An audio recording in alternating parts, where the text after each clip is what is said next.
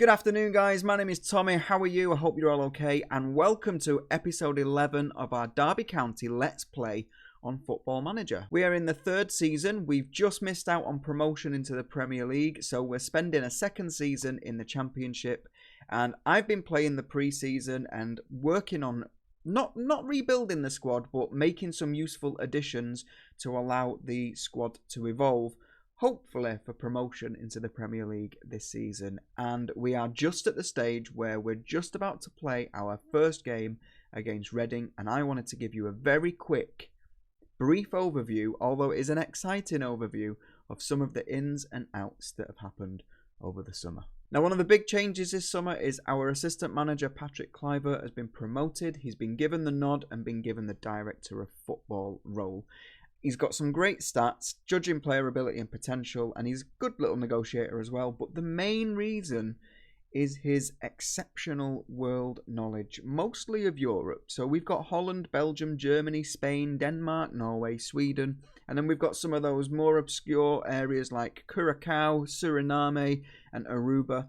And he's been really good at spotting and identifying players. He has gone a little bit crazy though. I need to sort out his responsibilities because he's bid for people like Jacob Ramsey from Newcastle and we just can't afford him. We haven't got 70 grand a week to play. But let's hope he can spot some real great talent for the team.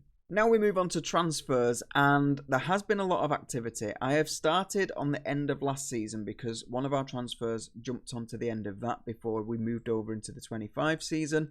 But I was looking for a starting goalkeeper, somebody who's a little bit more sure of themselves in net, because I think Josh Wildsmith struggled a little bit. So I've gone in and I've taken Tim Krul on. Now, some of you might say, Tommy is 36 years old. Looking at his stats, there are 15s and 14s all over the place. There are a few that leave a little to be desired, but he cost me £20,000. It's worth the gamble on whether he's going to work or not, but I'm excited to have Tim Krul in my starting 11. Now, some of the outgoings at last season, unfortunately, James Collins has left us. His contract was running out. I tried to offer him a new contract, albeit with lesser playing responsibility, but although he was happy to take the lesser playing responsibility, he wanted a pay increase by about 7 or 8 grand. I couldn't afford it, so I had to let him go, which has left us a little bit thin up front. So it is something that I'm working on between now and the end of the transfer window. But I am going to go through some of the transfers that I have made this pre-season, and one of them in particular I am very excited about. So our first incoming is Angel Gomez. He was a left-sided youth player at Manchester United. He's worth 5.4 to 7 million. And look at his stats. If we look at him as an inside forward on attack, which is where he's more likely to be playing, you know, 15 first touch, 14 dribbling, 14 passing, 15 technique. He's got great physicals, 18 flair.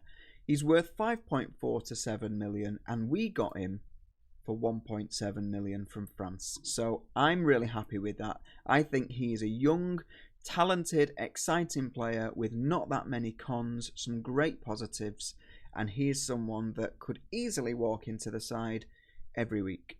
Josh Wilson-Esbrand is someone that joins us on loan from Manchester City. He is a young left back, and again, his stats aren't amazing. Left backs are particularly hard to find at this level. People that are really going to make a difference to your team. He isn't particularly better than Ali Abdi or Ender Stevens at the minute, but he definitely has better physicals than them. But unfortunately, Ali Abdi just doesn't play consistently for us, so I need someone who can stay consistent in that left back. And Ender Stevens doesn't really feel like he's strong enough to start every week. And with Ali Abdi now not playing consistently, our other option is Erin Cashin, who is also a centre-back, and his better position is at centre-back. So I need someone who can, again, fill up the ranks in left-back, and he's on loan. He's very cheap. I think he's like £900 a week, and he's got some great potential. He's a 3-star ability. He's got great physicals, and he can cross and he can dribble. So yeah, Josh Wilson-Esbrand joins us. Another incoming defender is Zach Orr, who is on loan from Arsenal, and just look at his stats. His jumping reach is 16, his pace and his acceleration are 15 and 14. He's got great heading, great tackling, great first touch. Yes, he lacks a little bit of mentals, but again, he's a very cheap loan. I am running very, very thin on the ground with defenders, especially if I want to play that back five. I've got Sam McClelland, Aaron Cashin, Rocco Asconi. I need a few players in defence, really. And I think we're probably at the point where I've now got one too many defenders, and I'll show you why. And this is where Patrick Kluivert went a little bit crazy when he got the director of football job, and I probably didn't set his responsibilities well enough. He went and signed Ronnie Edwards on loan from Peterborough. Now, Ronnie is a 21-year-old central defender, and his stats are consistent. They're not amazing, but they are consistent. He is a 3-star ability. He's got 4.5-star potential ability. And, he will be a solid defender for us. He's got some great positives about him, not that many important cons at all. The only downside is Patrick Kluivert didn't really negotiate a very good deal for him. We're paying him $6,500 a week. And potentially for a defender that, although the star ability says that he is better, I don't know whether I prefer the likes of Sam McClelland in that area. But I suppose having this amount of cover in defence does free up Rocco Asconi to play in midfield, which is what he was bought for, and that maybe does allow him to get some experience there, which is his best position. Another central defender purchase that I made before Patrick became director of football was Ben Cabango, and he's a 24-year-old central defender, and again, he's a little bit like Sam McClelland, where the important attributes are very good, but nothing else is. He's rubbish at crossing, rubbish at dribbling, rubbish at finishing, which I don't expect him to be. He's a defender, but he's a very one-dimensional defender, but the one dimension that he is very good. 16 heading, 16 tackling, 15 jumping reach, 16 bravery, 16 strength. He's very, very good, and we managed to get him for £300,000, which isn't a lot at all. He will be possibly one of the starting players, probably rotate him with Sam McClelland because he's of a similar ilk. And that is another central defender, which does now mean that we have 6 central defenders in our first team squad, which if we're playing our 4-2-3-1 is a little bit overkill. But when we're playing our back 5 this season, having 6, maybe just 1 too many, but rather be safe than sorry. With James Collins leaving, I had to find someone to support Nicolo Tresoldi, and Aaron Connolly was available on a free transfer. He hasn't got the greatest finishing or first touch, but his mentals are great and his physicals are great. He's 24 years old, and if we have a look at him as an advanced forward, which is what he'd be playing at, he's actually alright. He's pretty good. He doesn't like big matches, which I need to remember that when we come up to our derbies and our, if we get to a quarter final or something like that in a cup. But I think to have someone to come off the bench or to help support Tresoldi when Tresoldi's getting a little bit tired, in that position we do also have Llewellyn that can play there. Louis Sibley can play up front as well. So we do have 2 out-and-out strikers, and then probably 2 or 3 players that can play in a striker position if they needed to. Now, our final signing is a marquee signing. He is a French international with 36 international caps. He's 37 years old, so he is getting on a little bit. He's seeing out the end of his career. But he is a midfielder. He has played at Marseille, West Ham, and now for this season, he's going to be wearing the Derby jersey. He was available for free, and he only wanted 6k a week. Bargain. It is Dimitri Payet. Dimitri Payet is going to be a Derby player, and some of you may be looking at that and going, how does he fit into your team? Why have you bought him? He's not fast anymore. But I'll be playing him behind the striker. I will have to slightly change my tactic to play an enganche instead of an attacking midfielder. But just look at him in this position. 16 first touch, 16 passing, 15 technique and vision, 16 flair, 15 composure, 14 anticipation. The guy is incredible. And that person who's just going to be sat at the front of the midfield, taking the balls from central midfield, turning around, not really moving much, and finding the space and playing through passes. This guy is going to be fantastic, and I'm really, really excited. And for 6k a week, 6k a week for Dimitri Payet. I'm really excited that Dimitri is going to be playing for Derby.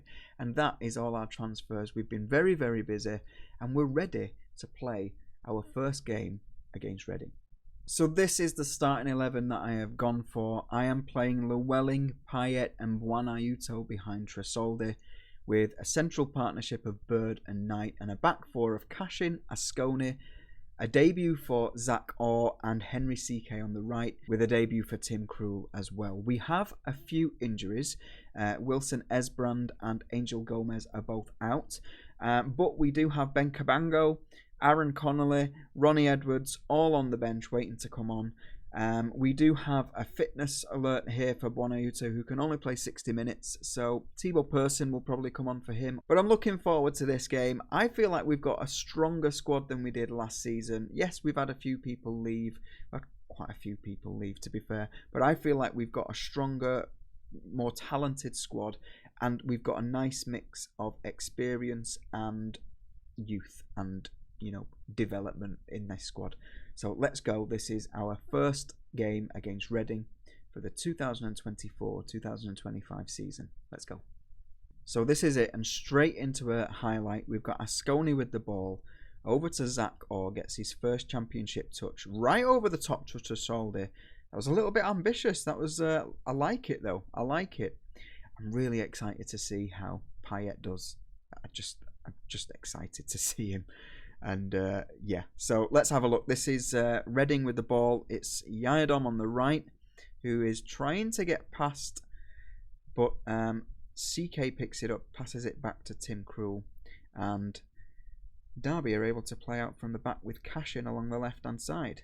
Down the line to Llewellyn. What is Llewellyn going to do? He's going to cross it in, but Payet can't make it, and Balagizi takes the ball, but Jason Knight takes it off him. Buonaiuto finds Tresoldi, and Tresoldi slots it away for his first goal of the season. It doesn't look like it's going to be crossed off as an offside.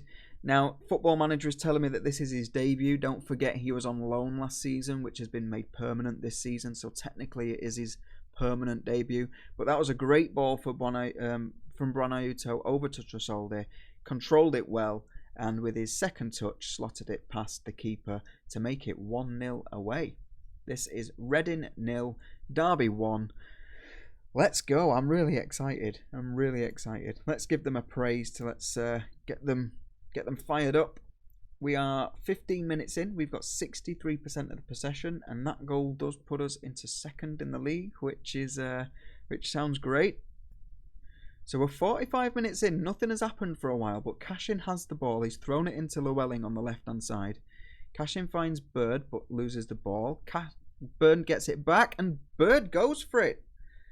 Tight angle as well, straight into the keeper's left side netting, but on the right side of the side netting.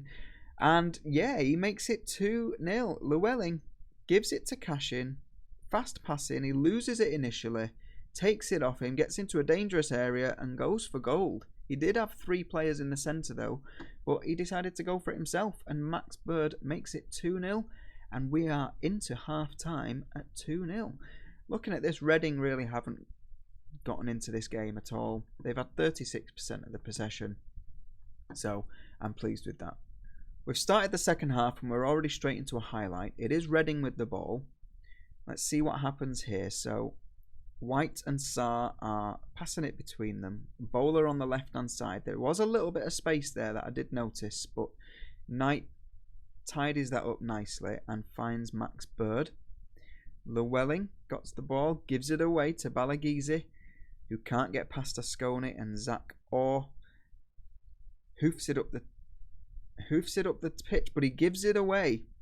And Zhao has the ball to Balagizi, who takes a shot from far. He beats Krul, but it was over the top. Now, I don't know if you've noticed, but Zach Orr is playing as a no-nonsense centre-back. And that, I probably should have changed that, but that is to accommodate for Sam McClelland and Cabango. So that is why whenever he gets the ball, he's hoofing it. He's just getting rid of it. He's not trying to find a play or a clever pass. He's just getting rid, which I will look out for in the next game if Zakor is playing, to change that. Right, I do need to remember that some of my players are unfit. Juan Ayuto only has 60 minutes in him and he's played 84. My bad, sorry mate. How has Dimitri Payet done? He's got a 6.5. I mean, he's old. He's getting on. So let's just give him a few games to settle in. But I think it might be time for Ben Cabango to come on. I'm going to give him to Zach Orr's space, and let's see how he does for the last 7 minutes. Do we bring on Aaron Connolly as well? No, I think we're fine with those two. With those three: Zach Orr, Dimitri Payet, and Juan Ayuto coming off. Right, let's go. Final 6 minutes. Give them a praise. Can we do anything to see out the game? If not, we've controlled the game. We're into full time. It is Reading 0, Derby 2. Well controlled. Much better ratings. 7s all around. Tim Krul got a 7.7. I'm really happy with that. What does that do to the league table? We will be up near the top. We're fourth. And great start to the game. And I felt more comfortable with that. Now, let's come back again in a couple of games and let's see whether everything's still going right or not. But I hope you've liked this video. Let me know what your thoughts are on the transfers that I've made. And I'll be back in a few games' time to give you an update on the progress. Remember to like the video and subscribe, and I'll see you again very soon. Take care.